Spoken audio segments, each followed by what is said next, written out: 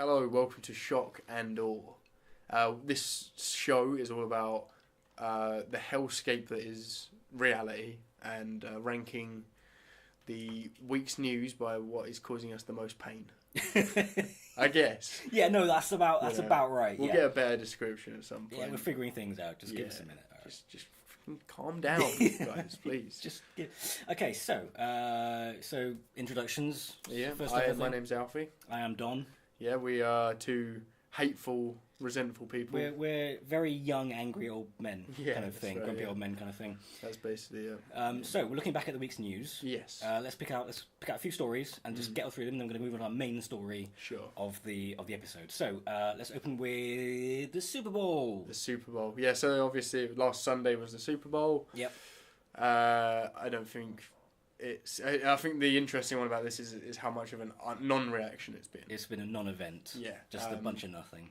I think the biggest offence was asking Maroon 5 to headline in the first place. And sing SpongeBob. Something to do with SpongeBob. I saw lots of news about it, and I don't know if it was real or not. But some sort of tenuous SpongeBob link. I think there was a petition on the internet to have them play a SpongeBob song in tribute to the creator who died. Didn't he die after that petition was begun? Oh, maybe. I don't know. That's interesting. Either way, what the hell? Yeah, it was weird. I think they bought out SpongeBob at one point, and everyone was like, I guess that counts. It was a non-story, and it's just nice to sort of be reminded that not everything is hellish. Yes. Not everything is... It wasn't amazing, but that is the point. Yeah, it was a bit of nothing, a bit of breathing room. It was so insignificant, it is just going to have everyone on all sides of the spectrum agree that that was rubbish, basically. And that's maybe like the best we can hope for. The bar's low. Yeah. Following up from that, I guess, Ralph Northam, the very, very, very unfortunate governor of Virginia. Yeah. I don't know if it's a specific area of Virginia, but... the West, maybe? Yeah. Maybe. Let's take him home. To West Virginia. Yeah, let's crown that meaning. Place. Because people are expecting it. Where I belong. I know.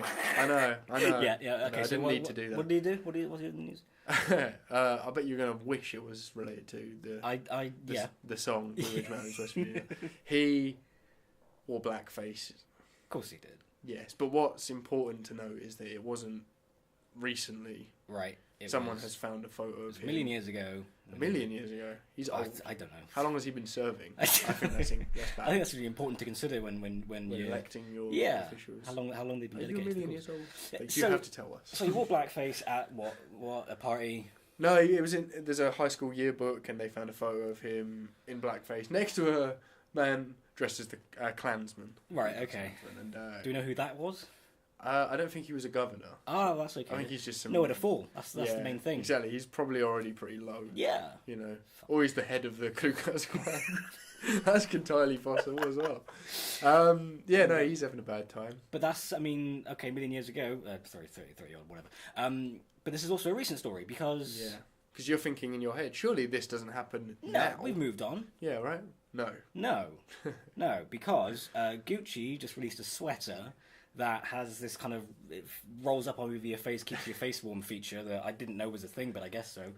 It's not. But it's, the image at least, I assume it's available in other colours, but that's not relevant here. Yeah. The sweater is available in black, but when you roll it up, it has a little slit for your mouth, which is great. But the slit is bordered with a big, bright red lips. Yeah. And of course, on a black surface, it evokes the image of blackface. Yeah, like the old-fashioned kind of, I think they call it the Ralph Northam.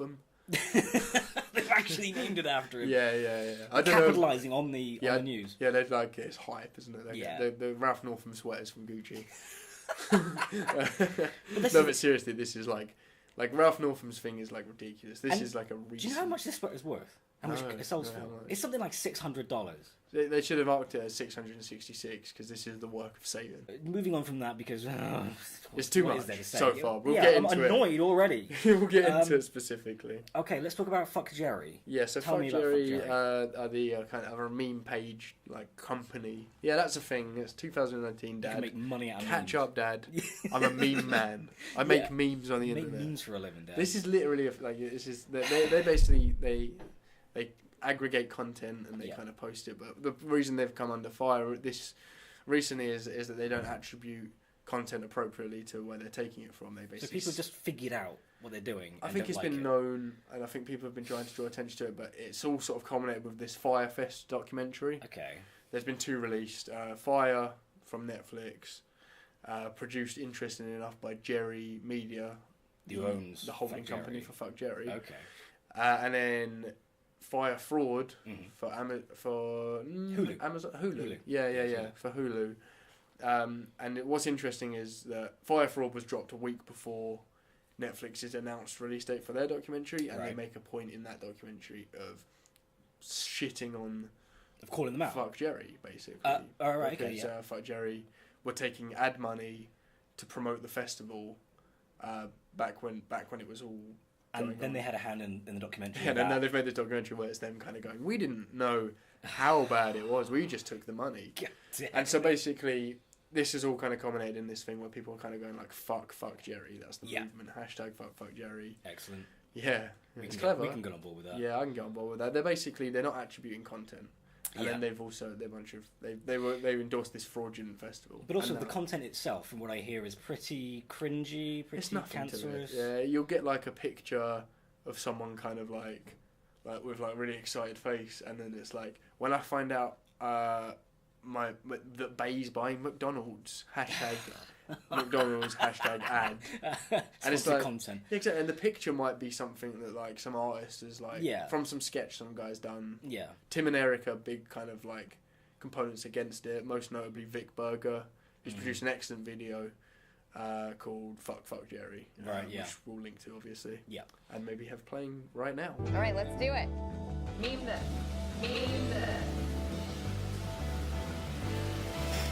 When your stepdad comes and drags you out of the party.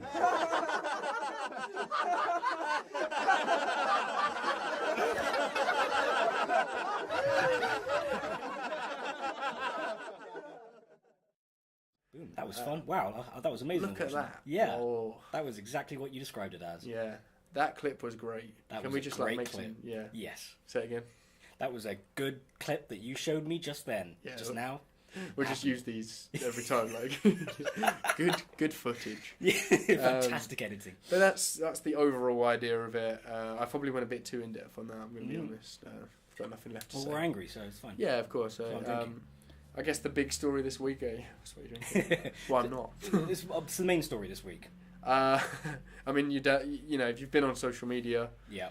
In the last 24 hours. Let me do this bit, because I'm more mad than you are. Yeah, you're pretty fucking annoyed about this. Okay, so the story is that Liam Neeson said some stuff on an interview with The Independent, I believe. It was a recorded interview with him and a few other members of the cast of their film that they were promoting called Cold Pursuit. Which matters. And in this interview, he said that he was talking. I think he was asked something about how did he get into the mindset of a character seeking revenge. Of revenge. Yeah. Okay. So he relays the story of a friend who had been sexually assaulted by a black man. But my immediate reaction was, I asked, did she know who it was? No. What color were they? She said it was a black person. I went up and down areas with a cosh, hoping I'd be approached by somebody. I'm ashamed to say that. And I did it for maybe a week, hoping some black would come out of a pub and have a go at me about something, you know, so that I could kill him. It was horrible when I think back, but I did that, and I've never admitted that to it. I'm saying it to a journalist, God forbid. It's awful. But I did learn a lesson from it when I eventually thought, you know. So that's what he said. Yeah. Special note of the holy shit. yeah. That's great. I love that guy's reaction, because that is everyone's reaction. It's just, like, even if it's like his one was kind of like, that was a scary story, it is also just kind of like, why are you saying Neeson, what are you doing? Neeson, no. But okay, but this, for me, this isn't about Liam Neeson's a racist. No. What's pissed me off is that every instance I've seen this story reported, mostly on Facebook, and maybe I'm only getting a certain sort of subsection of the coverage here. But most headlines I'm seeing are saying Liam Neeson is a racist. Liam Neeson said a racist thing. Yeah. And focusing in on that and saying he said a racist thing. There's no context. There's no like, context. That's the important thing to sort of like. But there's also see. I would say no context. Well, that happens a lot. Lack of context happens a lot. They need it to get clicks, right? You read a headline, you're like, oh, what's the context? How does this happen? And you jump into it. This, though, is something slightly different because what I'm seeing is an awful lot of he is a racist and an almost misdirection. There's nothing about that he was relaying the story, that he was relaying a story, that he was answering a question specifically about revenge. He is relaying. It wasn't even a question about racism. No, it wasn't. He brought that up, seemingly apropos nothing, but obviously the context here is that he was illustrating how revenge can be a very it can really cloud your mind. You can really focus in on details. He's making a point that any character that he plays with revenge isn't going to be logical. That's the idea he's trying to sell. I'm pretty sure, at least based on the context of it. Yep. You know, I think he's basically saying it's a dangerous way to live. It's a dangerous way to think. Dangerous way to think. Exactly. He's just illustrating that when you go after someone, you will find any reason to justify your prejudice, to give you the motivation to go through with it. Yeah. Now, obviously, he never did anything. No. He didn't actually go out and assault somebody. He didn't actually harm anybody. It does seem like maybe there's this element of kind of like we're holding him to account for words, which he speaks in jest and in context to like an issue, and we're acting like it's Liam Neeson 2019 saying I want to go kill some black guy, or something weird like that. Yeah. I mean, he's not. No. And maybe like again, and more context to consider is Liam Neeson's own life. I mean, he's an Irishman. He's an Irishman who grew 60 up in the years Troubles. old, grew up in the Troubles. Probably didn't really. I mean, I'm spitballing here. Probably didn't have that much exposure to like. Extremely diverse. This is more spitballing than I think most. Well, I say most. Some people, at least, are doing. They're sort of seeing that. Well, he said a racist thing. Bam. Let's get him on that. Yeah, it's all it is. It's I don't like to use this term because it gets used a lot for people that are justified to be kind of like put under fire, such as rapists. Just for one example, but it's what do they call it, like judgment without trial, or like guilty before trial. Yeah, something like that. There's this term to describe. Yeah. And I think in this instance, I think Neeson is genuinely like there's not really much to charge this guy. Well, even if not, like the main lesson to take away from here is that the whole aspect of obviously we've got a culture now, especially with social media, that makes it very very easy for people to cast judgment on someone and throw it up in a comment and view and voice their thoughts, and there it is, it's done. Their verdict has been rendered. On either side, because there's a sorry, I'll let you take. No, you're right. Yeah.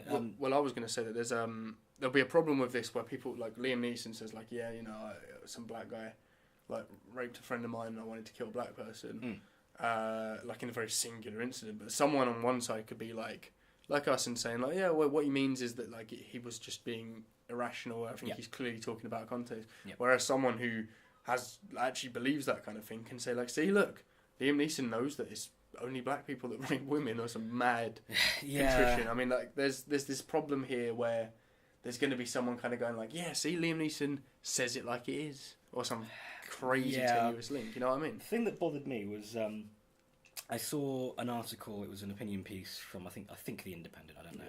Yeah. Someone. The gist of what they were arguing was the story of his friend being raped was not Liam Neeson's to learn from. Is that true? I don't think it's a matter of it being true. It's the issue is that this idea that it wasn't his to learn from. He wasn't the one raped. He wasn't the one who went through the trauma. He wasn't the one to. But he was angry. He was angry. It's irrational. It's not about like the lesson he's learning from this is that he was being irrational. Yes, that's a lesson you can learn from anything. And that was the story, not the rape bit. As important as that is as a that's a different issue. That's like, of course, that woman's probably like struggling with it, and maybe she held some prejudice about people because of what happened. Maybe we don't know. I'm talking in very broad strokes here. Maybe that is the case, but I mean, it's funny that they're going like, no, you're not allowed to learn a lesson from this because, like, I mean, it's absurd. There are numerous books that people take their lessons from. Yeah.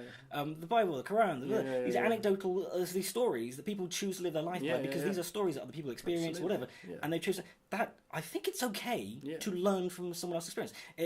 Learning firsthand is called learning the hard way. It's a thing we say. And Neeson has expressed nothing but, in all the follow-up interviews he's been forced to kind of undertake, expressed nothing but remorse for it. I was trying to show honour to stand up for my dear friend in this terrible medieval fashion. And I'm a fairly intelligent guy, and that's why it kind of shocked me when I came down to earth after having these horrible feelings. Luckily, no violence occurred, ever. Thanks be to God. I think it's a good time now maybe to kind of like draw this into some of the other stories we've talked about. Because like Fuck Jerry, for example, have said that they're very sorry about the lack of attribution and they will make sure to properly credit people. But like, doesn't seem to kind of pay into the fact that like they make $75,000 per sponsored post. All right. If what they're effectively doing is adding a caption to an image, which if you've watched the Vic Berger video, you will now realise is all it takes to be a social media manager for Fuck Jerry Media or whatever they're called. What about the content that they're just jacking off the internet? Like, how do they properly attribute the people that? I mean, it's one. This plays into like copyright law, and suddenly I'm on the other side of the argument. I would argue for fair use, and let us just use the clip, and let's just use it. But fair use doesn't contribute when you're making that much, like a ridiculous amounts of money. But they're using the material they're sourcing. They're using it wholesale, aren't they? They're using the whole thing. Yeah, but if they're just kind of going like, oh, you know, and we put a caption on it. I love pizza. Like, this is me when I eat pizza. this counts as derivative. This thing I found on the internet perfectly explains how I feel when I eat pizza. Thanks for the paycheck. Yeah. For me, it doesn't work. I mean, I feel like the apology is such an empty, shark-eyed gesture of just kind of like, it's fine. Yeah, I'll help you. And then obviously bullshit. The fact that they didn't do it until they were called out on it. Absolutely. What about Gucci? Have they apologised? Do we know yet? I'm pretty sure they've pulled the item. Yeah, like this one is one of those ones where it's like, is this like some kind of like, remember the H&M thing, the coolest monkey in the jungle, which was one of those ones where it was like, is this really like, I mean, a black kid wearing a jumper that says coolest monkey in the jungle, like, isn't racist until you assume that he's wearing it because they're like mocking him. I mean, the issue isn't there until it's brought up. Yeah, like what the fuck? I mean, you can't call like a kid climbing around and shit. Like you're not going to be like, you're just like some sort of animal that has limbs and stuff. Like I mean, fuck, just like it's not. I could understand in that case. I can understand where the thing is, right? Okay, look.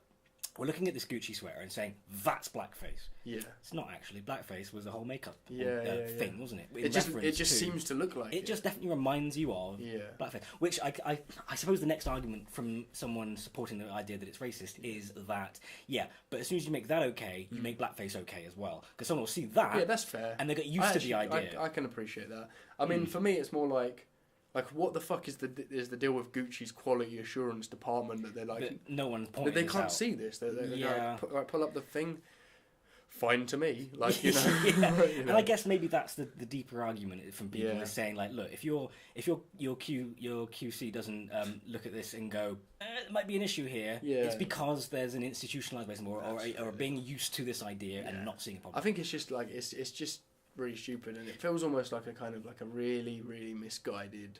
I can appreciate where they're coming from, but I think this issue isn't going to go away until you make it go away by having that image there and saying that is not racist because we're choosing for it not to be. Yeah, Gucci should sell a jumper that says we do not support blackface in very bland letters, and that's it. I think, and sell it for $1. Just to show that they're actually not that concerned about profit. I'm giving them the worst ideas possible because honestly, they come up with the best ones on their own though. Yeah, no, they're doing their work. They're doing my work for me, in terms of being the stupidest, most misguided marketing team / designers in the world. I mean, it's just like you just have to have an awareness. I know they weren't trying to kind of like incite racial upheaval, unlike potentially the way that this kind of Liam Neeson story has been handled, or even Ralph Northam, who has made some very weird statements in the press in regards to it. First of all, he apologised. Yeah, and then he was like, "That wasn't me." Yeah, he said, "I did a different blackface thing." I went to Michael Jackson. Which is like, that's not better. No. Like, you're not helping. I mean, maybe just kind of start off by just saying, "Yeah, look, I maybe did this. It was pretty bad of me." It's just weird to me that people are kind of holding this, and it's the same thing with Liam Neeson, where they're kind of like, they're looking at this thing. Which again, this is some guy, he's probably like 60 years old, maybe 50. This is 30 years ago. It wasn't right then, but it was a different time. Yeah. You know, it was only like... But if someone came along and said, like, "Oh, it was a different time, I'm sick of hearing that," how else can you put it? No, of course, no. I'm not saying it's like, it's a good thing. It's just weird to kind of be like, look, this thing that happened like 100, well, not 100, like 50, 40, 30 years ago, being like, how could you do this? And I mean, all he can do is go, "I'm sorry. Like, back then, I was just an idiot. I was just ignorant. I mean, it doesn't mean I'm racist. It's probably inappropriate that a political figure ever did that. But it's just funny now that it's like, you know, you can't really risk having anything like that. But I mean, fuck's sake, why were you doing blackface in the first place? I don't know. I'm not defending this guy. I think he's a fucking idiot. I don't, because it's not really like, how do you win in that situation? Do you come out first and go, "Look, hey, by the way, guys, I know you didn't ask, but once upon a time I did blackface, I'm really sorry." Yeah. Do you do that? And people, like, what does that look like? But there's been interesting opinions, because a lot of it comes from people going, like, he should resign right now. And then, like, Neeson is kind of like, "Oh, Neeson's cancelled," and all this sort of stuff. But then there's been John Barnes, the former footballer. Yeah, there's been interesting arguments in support of... Well, I don't know about not necessarily in support of Neeson. In defence. In defence, yeah. It's not like they're going, "I think it's brave," or something. They're going... Well, I mean, in some respects, they're like, John Barnes is saying that there is a kind of an element of... I think... Look, the within the realm of him talking about the subject, racism isn't the thing they're talking about. No. It didn't enter that until we put it on there. Yeah. It wasn't about being racist. It was almost saying, like, look how bad this thing made me. It made me a racist. It made me feel... Like actively prejudiced. Yeah. Effectively. I mean, so John Barnes is saying it takes a lot to admit that. Yep. And it would be, you'd be kind of like, you'd be very hard pressed to prove that, you know, someone of a different like ethnic like group hasn't felt some sort of anxiety about other people. Like, you know, that's just simple. It's a perfectly natural thing. And I think the whole point he was trying to make was, this is a trap to fall into. And I think it's important, actually, that story gets out, that his anger led him to this racist approach to black people. Yeah. Because it might resonate with someone who might listen to that story and go, "You know what? It was just one thing that happened to me, or a couple of things that happened to me that proved black people are a problem," whatever. This is where it's different to Ralph Northam, where Ralph Northam has done this in some kind of ingest of kind of like, isn't it hilarious when I do blackface, guys? Me, your governor. Isn't it hilarious when I do this? And it's like, well, it's not funny. It wasn't funny then. It was a bad idea then. It's a bad idea now. You should have thought about it. You should have been wiser to it. Despite your context or cultural condition, you should have been wiser to it. Liam Neeson is expressing that. He's expressing his condition. In the context of being an actor as well. Someone who his job. His ability to learn from his experiences is absolutely capital to why he's where he is. His ability to introspect, to look at his own thinking, his own process of thought, his own method of his theory of mind. Look at this week. I mean, we've talked about Fuck Jerry, who have acted poorly. We've talked about Gucci, who have also acted pretty damn poorly. Yeah. And we've talked about the Super Bowl, that have acted very poorly. The NFL have acted poorly for like the last 3 years. Yeah. By trying to silence protesters. Yes. And then, you know, deciding that the best way to kind of bring everyone together was Maroon 5. Which was not a good idea. Well, it was Maroon 5. You know, Ralph Northam acted poorly. I don't know if I said that already, but everyone in this story has acted poorly. Liam Neeson has even acted poorly in feeling these feelings. He's expressing what do you want to call it? Like a remorse for how he acted and how he felt. He didn't do it. Yeah. He didn't act on these things. There's nothing wrong with admitting that you felt prejudice before. We've all been that angry. Because you can learn from it. And we've all found reasons to be that angry. Absolutely. Like, that's why this story, for me, and I think for you too, has been the most infuriating one this week. Again, my main issue was the media's capitalising on this, as if sort of like how Disney treated James Gunn, which is of course where we started this whole, they just had project. Exactly. They had to get on top of it first and do something about it first, when actually the public reaction was slightly different. Popular reaction was largely accepted. Like, you know, the right wingers, I think, were kind of using James Gunn as a kind of revenge tactic for Roseanne Barr, who was notably an outspoken Trump supporter and a critic of Democrats, but then kind of got caught out tweeting some like legitimately racist things about comparing again, not in the H&M style of saying like cute, like coolest monkey in the jungle on a jumper, but literally calling a black woman a monkey or describing her appearance to that of a monkey, which is fucking racist. There's no way around it. Like, it's just dumb and racist. Like, it's, you know, you've got to be more to it. And then blaming it on prescription drugs, which again, not a side effect. There's a lot of dangerous side effects if you're going to abuse prescription drugs. Becoming racist is not one of them. No, you were already racist. Yes. No, it's all about, like, this week's all been about context. Yeah. It's very important to know that. And the most important thing to know is Liam Neeson's latest leading role has been taken out of context. You know, in every respect to that. Yes. You know, he's not really. He's just been a bit of an idiot. He probably could have found a better opportunity to say that. That whole story works just as well without the black bastard comment. Yeah, exactly. He didn't. It's weird that he kind of chose to single in on that. That's fair enough. Criticise him for that. Why did you say that? Yeah. Why did you have to make it a racial thing? I guess it more draws to the point that he was just it's easier for him to in my act mind, with extreme prejudice. In my mind, he was telling the story, and as such, he's an actor. He got those emotions back, and he knew that's one of the things he thought and felt, and just relayed that. Well, you said that you thought it would be completely appropriate in an acting class, to hear a story like that. Yeah, I think no one's going to be there like, that's offensive for some reason to me. I mean, I get it. Fair enough if you're offended. You have the right to be offended. Yeah. Completely. But you don't have the right to try and silence people just because you don't agree with what they say. And even then, what are you not agreeing with exactly in this? Yeah. You're not agreeing with him relaying that story to you? Yeah. What's the big issue here? Yeah. It's not about him being a racist because he's not. No, he's probably not a racist. He wouldn't be in Hollywood if he was well, maybe he would. I don't know. I shouldn't say that, should I? That's a whole other thing. But Mel Gibson's in Hollywood. What about Mel Gibson? I mean, he. We'll get to Mel Gibson. We'll save that for a rainy day. I'm sure there'll be. You'll do something. There'll never be a rainy day. We'll go back. The problem with this world that we live in is that it's kind of constantly happening. There's always going to be something. It's never a break. Just all we need to do is just stop the world for a Yeah, just stop the world for 5 minutes. Nicely done. And I guess that's it. You know, this week has been all about context and how easy it is to just lose a fucking point. Yeah, but, not at the fault of your own. It's just how you put it into the world. But you've got to be conscious of that. Yeah, You've got to be conscious of how you're putting something out into the world and how it might be received. For sure. So if you learn anything from this long, rambling nonsense... Hateful rant. Yeah, this grumpy old man rant. It's, if you're going to put something out in the world, just fucking think for a minute about how it might be received. Yeah, whether you're giving an interview or repasting that interview to your website, your website full of journalistic integrity for clicks. Just think about how you're kind of reporting the story and why and how maybe riling people up for the sake of anger might not be the best thing to do. No. Put your energies elsewhere. Yeah. Take fuck Jerry's followers down. That's the best place to start.